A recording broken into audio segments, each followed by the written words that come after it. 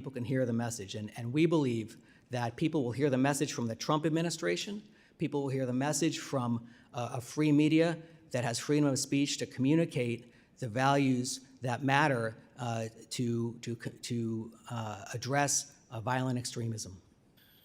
The gentleman's time has expired. I now recognize Representative Kean for 5 minutes. Thank you, Mr. Chairman. And thank you, Mr. LoGerfo, for being here today. As Congress systematically reviews the work that's being accomplished at the State Department, I want to speak with you about the important work that the department is doing to counter terrorism around the globe. I am encouraged to hear about the restructuring of the Bureau of Counterterrorism under the new international security family. This rightly reflects the important role of your Bureau in ensuring international efforts are aligned in countering terrorism. In light of recent terror activity from both Hamas and Hezbollah, can you discuss how this new structure will strengthen America's efforts to counter terrorism in the Middle East? Thank you, Congressman Kean, for your question. We are fully confident that the restructuring, the streamlining of the Bureau of Counterterrorism, as well as the State Department broadly, will enable us to address issues on a strategic level with more proper deliberation, and also in the event of a tactical situation where we need to respond quickly, we'll be able to do so in a way that safeguards American interests. The other thing I just want to say is that the administration's counterterrorism team from the State Department, also at the White House with Dr. Gorka, and with our colleagues at the Department of Defense, Treasury, and the entire interagency in this administration is absolutely first rate.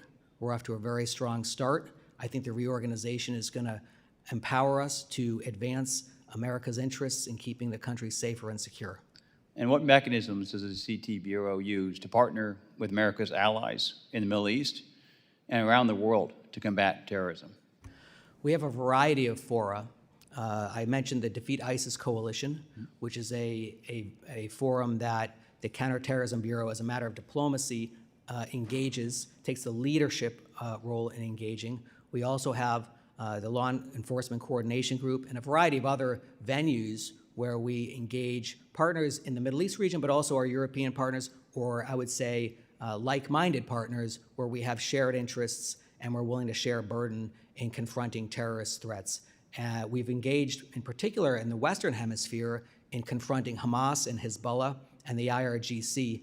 One of our diplomatic efforts yielded results a couple months ago when Paraguay designated the IRGC as a terrorist organization. It's that kind of diplomacy that the CT Bureau leads and that is effectively countering Iran and its terrorist proxies. And terrorist attacks are increasingly taking digital form through cyberterrorism. Can you discuss how the CT Bureau is addressing this increasingly prevalent form of terrorism and what steps Congress can take to support this?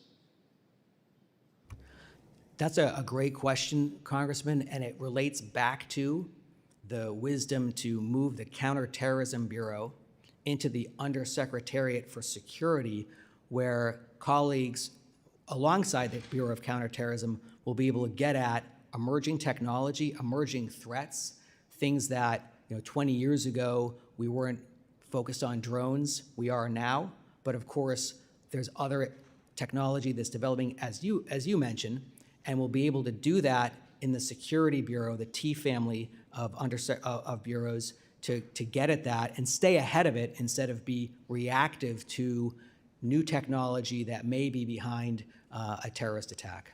And undersea cable infrastructure has increasingly become a target of terrorist attacks and by other bad actors. How is the CT Bureau ensuring important undersea cable infrastructure is protected?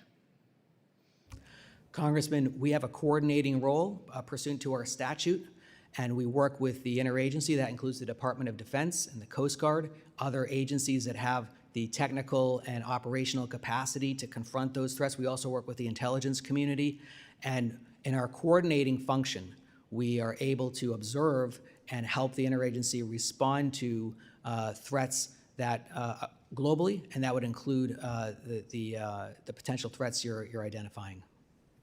Thank you, Mr. LoGerfo, and I yield back.